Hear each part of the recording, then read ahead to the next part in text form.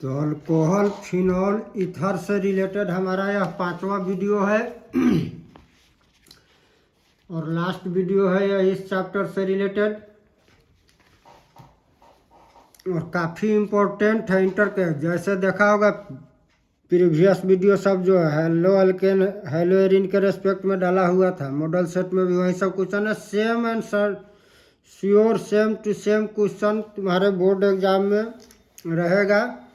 इतना को भी ठीक से प्रिपेयर कर लेते हो तो यह सब्जेक्टिव में भी, चूँकि जिस तरह से हम एक्सप्लेन कर दे रहे हैं आंसर को, उस सब्जेक्टिव के लिए भी काफ़ी इम्पोर्टेंट हो जाएगा। सब्जेक्टिव का भी आंसर लिखवा लेगा, प्लस सब्जेक्टिव तो बनेगा ही, और दोनों बन जाएगा तो अच्छा स्कोर हो जाएगा।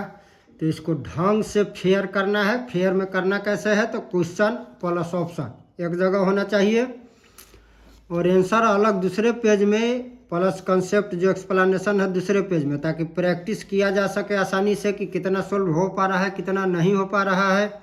जब नहीं सोल्व हो तब आंसर देखेंगे, उसका एक्सप्लेनेशन देखेंगे। और वीडियो ही हम तो यह नहीं कह सकते हैं कि पसंद आए कि नहीं पसंद आए तो लाइक करे कि नहीं करे।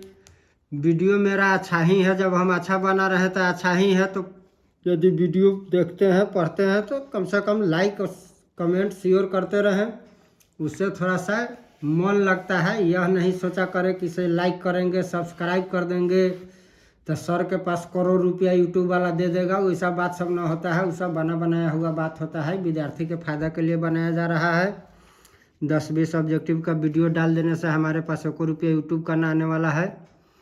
थोड़ा सा उसे लगता है कि हाँ लड़का लाभान्वित हो रहा है, इसलिए वीडियो देखिए तो लाइक शेयर कीजिए। लाइक करने वाला ही वीडियो है, डिसलाइक केवल वही 2-4 टीचर होगा केमिस्ट्री का, वही सब डिसलाइक करेगा। तब तो यूट्यूब डिसलाइक बटन ने हटा दिया है, क्योंकि जिसको कुछ हो न समझ में आएगा, लेकिन जो स्टूडेंट है वो तो इससे लाभान्वित हो रहा है। तो लाइक करने में कुछ ज़्यादा मेहनत न होता है, कमेंट लिखने में हो सकता है मेहनत लगे, तो लाइक शेयर कर ले। और अपने फ़ायदा के लिए चैनल को सब्सक्राइब करें, ताकि सिस्टमेटिक ऑर्डर में सारा वीडियो आपके पास रहेगा और सारा वीडियो से इंटरमीडिएट का भी तैयारी हो जाएगा। इसका ढंग से आप फेयर बनाए रहिएगा तो आगे मेडिकल या इंजीनियरिंग में भी श्योर क्वेश्चन का केवल मोड बदला हुआ रहेगा, कोई आंसर में कोई चेंजिंग नहीं आएगा, पैटर्न सेम टू सेम ही रहता है। इसी पर क्वेश्चन में कंपाउंड को बदल के कोई दूसरा क्वेश्चन सेट हो जाएगा। तो चलिए हम लोग शुरू करते हैं इसको बनाना। नेक्स्ट क्वेश्चन जो है हमारा इस वीडियो का फर्स्ट क्वेश्चन 41 नंबर, ये FMC 2005 में पूछा हुआ भी क्वेश्चन है। Arm force medical college, army के मेडिकल कॉलेज में direct admission, direct government job medical के पढ़ाई करने के बाद होता है। बहुत ही लिमिटेड सीट होता है, 150 के आसपास सीट होता है। तो क्वेश्चन पूछा हुआ है FMC में, इंटर के लिए भी काफ़ी इंपॉर्टेंट है। इसमें क्वेश्चन कह रहा है the intermediate formed when an alcohol reacts with conc H2SO4। जब अल्कोहल सांद्र H2SO4 से क्रिया करता है तब बना माध्यमिक यौगिक। जनरली होता क्या है कि हम लोग जनरल वे में रिएक्शन जब लिखे रहते हैं तो H2SO4 को HHSO4- में डिसोसिएट करके वाटर निकाल के HSO4 जोड़ देते हैं। दिमाग में सीधा सेट आ जाता है कि अल्काइल हाइड्रोजन सल्फेट इंटरमीडिएट बन रहा है, जबकि यहाँ इंटरमीडिएट बनता है कार्बोकैटायन। आंसर क्या होता है ए। यहाँ होता क्या है, तो जनरली हम लोग जो रिएक्शन पढ़े हुए हैं तो उस रिएक्शन में हम लोग देखते क्या है, तो इथाइल अल्कोहल है,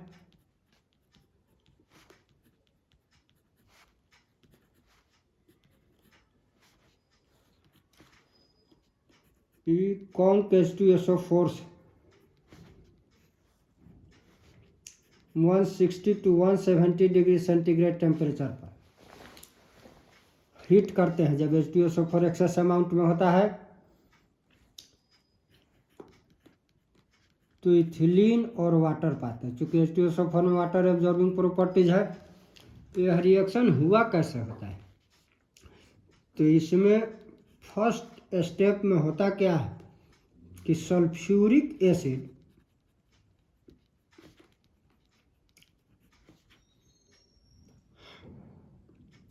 प्रोटोनेट्स the hydroxyl of alcohol alcohol के हाइड्रोक्सिल को प्रोटॉन डोनेट करता है। इसके पास 2 लोन पेयर इलेक्ट्रॉन प्रेजेंट है। HSO4 माइनस में डिसोसिएट हो जाएगा। अब यहाँ यह लोन पेयर इलेक्ट्रॉन इस H प्लस के साथ बॉन्ड फॉर्म करेगा, तो ये बना लेगा ethyl oxonium ion.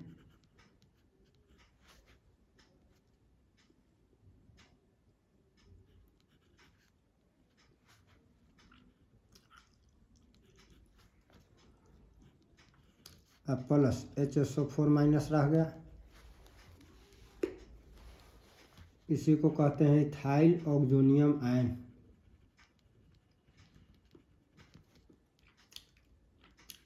Protonated alcohol हो गया।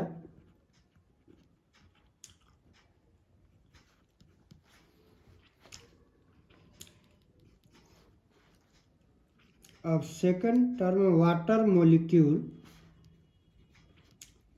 is eliminated to give a stable carbonium ion.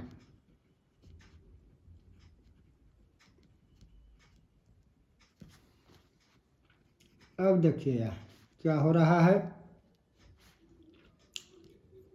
तो इथाइल ऑक्सोनियम आयन था।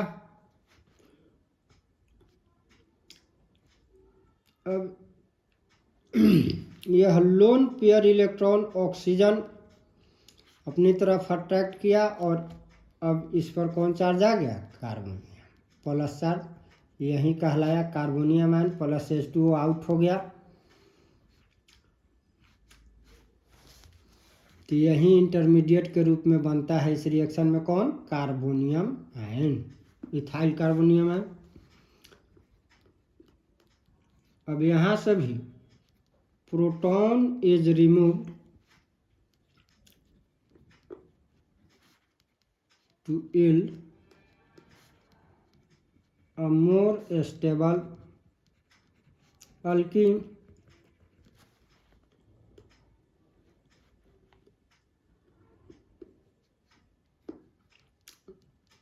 CH3 है,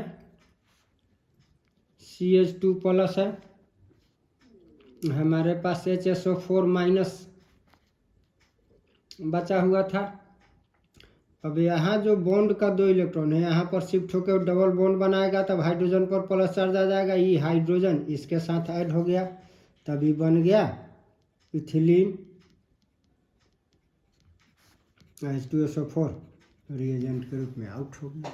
तो यहाँ आंसर हो जाएगा हमारा कार्बोकैटायन। थोड़ा सा जगह कम था, लिखा गया है बहुत छोटा छोटा लेटर में, लेकिन बात समझ में आ गया। सल्फ्यूरिक एसिड प्रोटोनेट करता है अल्कोहल को, जिससे ऑक्सोनियम आयन में कन्वर्ट हो जाता है। यहाँ से जब वाटर मोलिक्यूल रिमूव्ड होता है तो कार्बोनियम आयन फॉर्म होता है। अभी कार्बोनियम आयन जब प्रोटॉन को हटाता है तो अल्कीन बन जाता है, जो काफ़ी स्टेबल यील्ड होता है। नेक्स्ट क्वेश्चन है हमारा, which among the following compound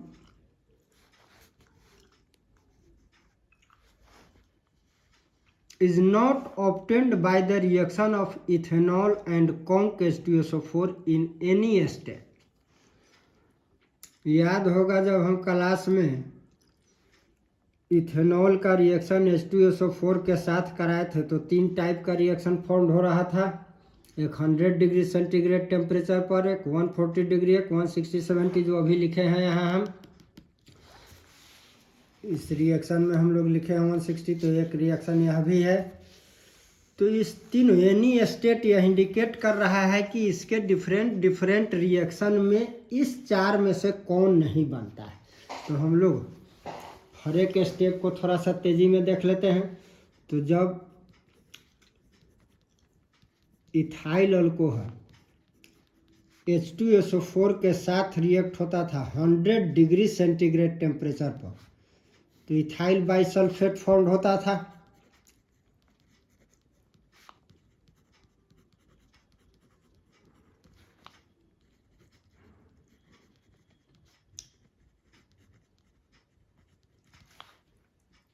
नहीं होता है, तो इथाइल बाइसल्फेट फॉर्म हो रहा है, यानी डी ऑप्शन बन रहा है।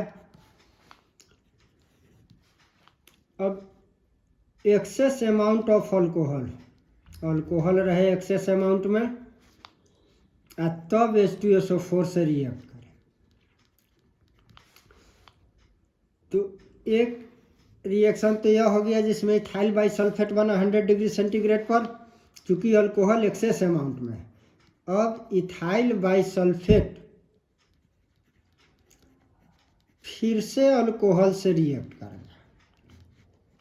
140 डिग्री सेंटीग्रेड जब टेम्परेचर, तो यहाँ से H2SO4 रिमूव हुआ और क्या बना, ईथर बना।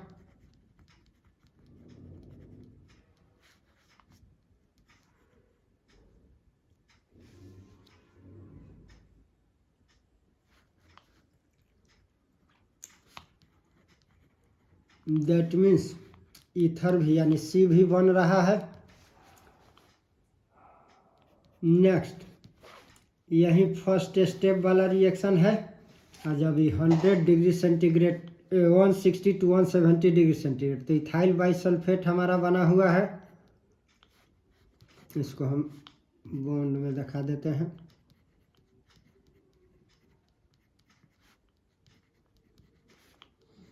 अब जब टेम्परेचर यानी फर्स्ट स्टेप इसमें यह होगा 100 डिग्री पर, 100 के बाद चूँकि H2SO4 का अमाउंट ज़्यादा है 160 to 170 डिग्री सेंटीग्रेड टेम्परेचर। अभी H2SO4 आउट हो गया,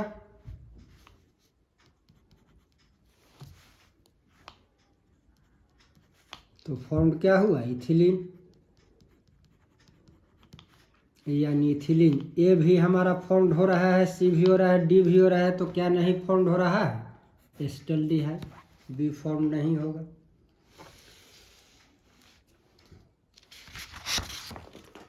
नेक्स्ट क्वेश्चन है हमारा, when ethylene is treated with air in the presence of silver heated, then the X compound is, X क्या है, यानी इथिलीन जब O2 से सिल्वर के प्रेजेंस में हीट किया जाएगा तो क्या प्राप्त, बहुत सिंपल रिएक्शन है।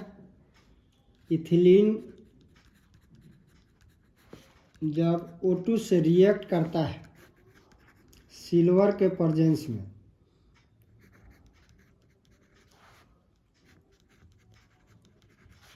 तब इपॉक्सी इथेन बन जाता है। इसी को हम लोग ऑक्सीजन कितना बार पढ़े हुए हैं, दैट मीन्स आंसर हमारा क्या हो जाएगा, सी।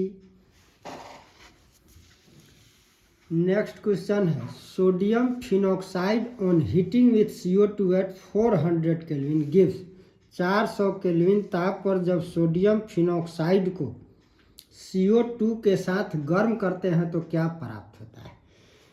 यह रियली कोल्वेज रिएक्शन है, जहाँ फाइनली हम लोग सैलिसाइलिक एसिड पाते हैं, लेकिन सैलिसाइलिक एसिड से पहले प्राप्त होने वाला कंपाउंड हमारा होता है सोडियम सैलिसाइलेट, यानी आंसर हमारा क्या होगा, सी होगा। क्या है कोल्वेज रिएक्शन, देखते हैं।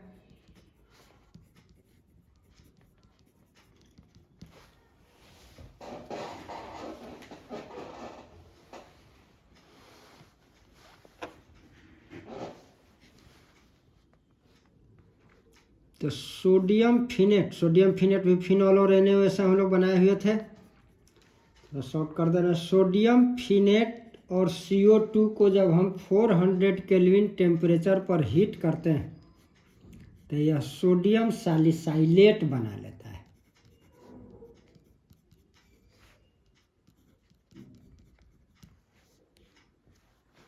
यही बन गया सोडियम सैलिसाइलेट।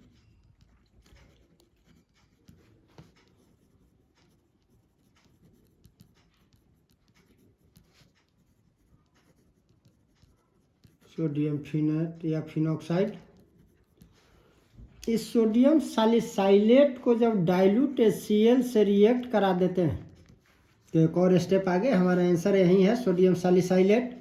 तो यहाँ से NaCl रिमूव्ड हो जाता है और यह प्रोडक्ट फाइनली हमको मिल जाता है सैलिसाइलिक एसिड के रूप में।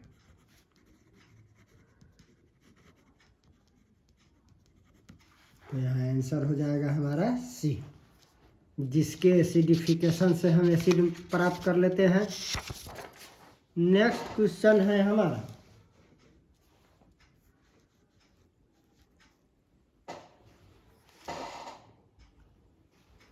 The heating of phenyl methyl ether with hydrogen iodide produces. देखो ये क्वेश्चन नीट 2017 हाल फिलहाल 4 साल पहले पूछा हुआ क्वेश्चन है, काफ़ी आसान भी है। तो देखो मेडिकल इंजीनियरिंग में कोई अंतरिक्ष से क्वेश्चन सब आता नहीं है, इसी चैप्टर से, इसी मेथड थ्योरी सब तो वही रहेगा, इसी से कंपोज किया हुआ, कुछ हल्का कुछ भारी, तो कुछ ज़्यादा रीजनेबल, कुछ इजी कंसेप्ट से रिलेटेड क्वेश्चन सब रहेगा। अब फिनाइल मिथाइल ईथर,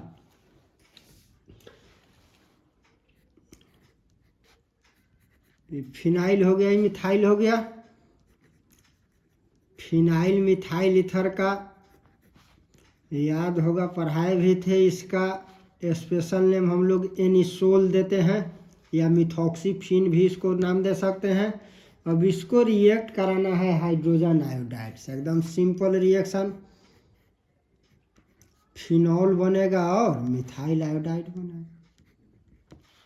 तो आंसर हमारा क्या हो जाएगा, सी हो जाएगा।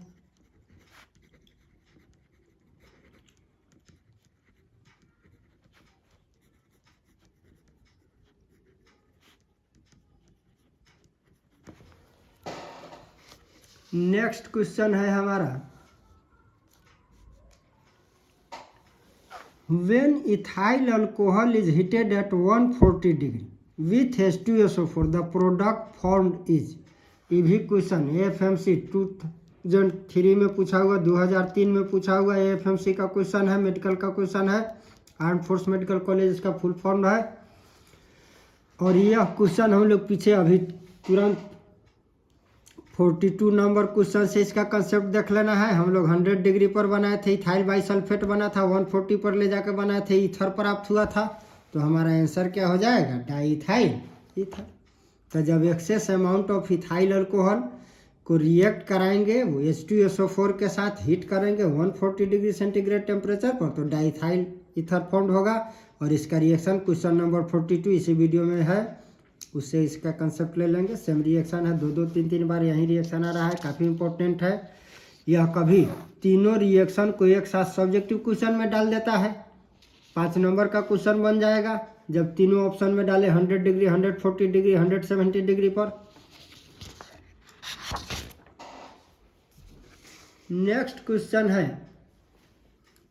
Ethyl alcohol reacts with chlorine in the presence of alkali and gives। Alkali के प्रेजेंस में जब इथाइल अल्कोहल क्लोरीन से रिएक्ट करता है तो क्या प्राप्त होता है। यह हम लोग हालांकि हेलो अल्केन वाला वीडियो में था भी, यहाँ ये क्लोरोफॉर्म का लैब मेथड है। क्लोरोफॉर्म के प्रिपरेशन का क्या है, lab method.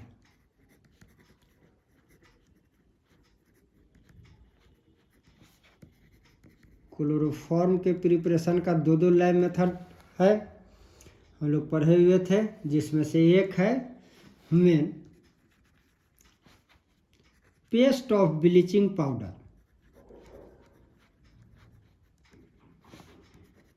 Paste of bleaching powder treated with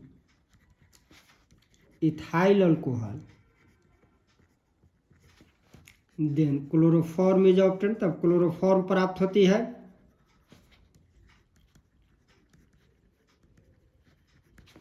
यहाँ ब्लीचिंग पाउडर का पहले पेस्ट बना लेते हैं। अब ब्लीचिंग पाउडर के पेस्ट से कैल्शियम हाइड्रोक्साइड प्लस क्लोरीन मिला। अब यहाँ इथाइल अल्कोहल फर्स्ट स्टेप में क्लोरीन के प्रेजेंस में ऑक्सीडाइज होता है, और ऑक्सीडेशन के फलस्वरूप अल्कोहल है तो अल्डिहाइड देगा, तो एस्टल्डिहाइड मिलता है और 2HCl आउट हो जाएगा। अब यह एस्टल्डिहाइड का जब फिर से क्लोरीनेशन होता है क्लोरीन के प्रेजेंस में,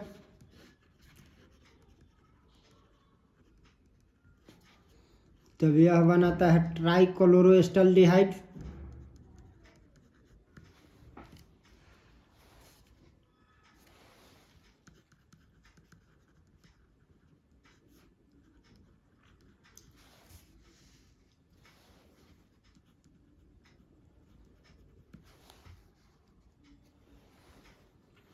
अभी ट्राइक्लोरोएस्टल्डिहाइड कैल्शियम हाइड्रोक्साइड से जब रिएक्ट करता है 2 मोलेक्यूल, तो इसको हम मोलिकुलर फॉर्म में लिख दे रहे हैं CCl3CHO। एकदम सिंपली देखो, तो हाइड्रोलिसिस भी इस प्रोसेस को कहेंगे। अब यहाँ से क्लोरोफॉर्म रिमूव्ड हो गया और कैल्शियम फॉर्मेट बन जाता है।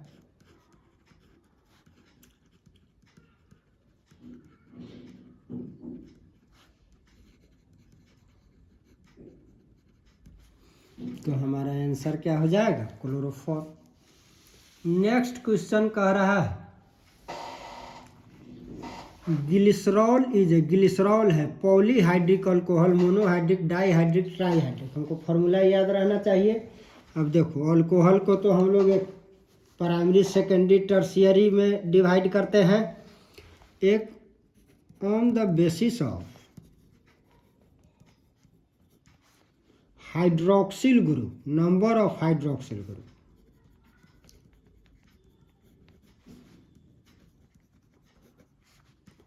अल्कोहल क्लासिफाइड है। अल्कोहल को निम्न प्रकार से बांटा गया है। तो एक है मोनोहाइड्रिक अल्कोहल, वैसा अल्कोहल जिसमें एक ही हाइड्रोक्सिल ग्रुप हो, उसको हम कहेंगे मोनोहाइड्रिक अल्कोहल। जिसमें हमारा मिथाइल अल्कोहल, इथाइल अल्कोहल, ये सारा प्रोपाइल ब्यूटाइल सब आ जाएगा मोनोहाइड्रिक अल्कोहल में। दूसरा होता है एक डाईहाइड्रिक अल्कोहल, ये नंबर ऑफ हाइड्रोक्सिल ग्रुप के आधार पर क्लासिफिकेशन है। डाईहाइड्रिक अल्कोहल उसे कहेंगे जिसमें 2 हाइड्रोक्सिल ग्रुप प्रेजेंट हो, जैसे इथिलीन ग्लाइकॉल। अब इथिलीन ग्लाइकॉल किस टाइप का अल्कोहल है? तो डाईहाइड्रिक अल्कोहल है इथिलीन ग्लाइकॉल। वैसा अल्कोहल जिसमें 3 हाइड्रोक्सिल ग्रुप प्रेजेंट, उसको हम नाम देते हैं ट्राईहाइड्रिक अल्कोहल। जैसे ग्लिसरॉल, ये ग्लिसरॉल का स्ट्रक्चर है। तो ग्लिसरॉल में हम क्या देख रहे हैं? 3 हाइड्रोक्सिल ग्रुप, दैट मीन्स ये कैसा है? Trihydric alcohol. तो ग्लिसरॉल कैसा अल्कोहल है? Trihydric alcohol. और एक और होता है 3 से जब अधिक हो, उस सब को हम नाम देते हैं पॉलीहाइड्रिक अल्कोहल। पॉलीहाइड्रिक अल्कोहल, जैसे एग्जाम्पल के रूप में CH2H, CHOH का होल फॉर्म CH2H। यह सॉर्बिटॉल का फॉर्मूला है। अब यहाँ पर 4 हाइड्रोक्सिल ग्रुप यहीं पर है, 5, 6, टोटल 6 हाइड्रोक्सिल ग्रुप है। तो ये सब किसके अंतर्गत? 3 से अधिक जो भी आएगा वो सब किसके अंतर्गत आ जाएगा? पॉलीहाइड्रिक अल्कोहल के अंतर्गत। नेक्स्ट क्वेश्चन हमारा है, खैर ग्लिसरॉल से ही रिलेटेड है। In glycerol there are the presence of, glycerol में उपस्थित है 1 primary hydroxyl and 2 secondary hydroxyl. 2 primary hydroxyl, 1 secondary hydroxyl, 3 primary hydroxyl, 1 secondary hydroxyl, 1 primary hydroxyl, 1 secondary hydroxyl and 1 tertiary. तो अभी हम लोग ग्लिसरॉल का स्ट्रक्चर बना के देखे हैं। ग्लिसरॉल का स्ट्रक्चर हमारा यही था।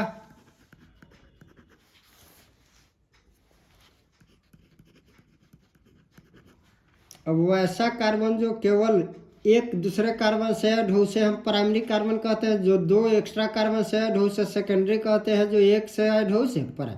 तो यह 2 कार्बन प्राइमरी कार्बन है और बीच वाला कार्बन सेकेंडरी। तो यह प्राइमरी हाइड्रोक्सिल है, ये भी प्राइमरी हाइड्रोक्सिल है और ये सेकेंडरी हाइड्रोक्सिल है।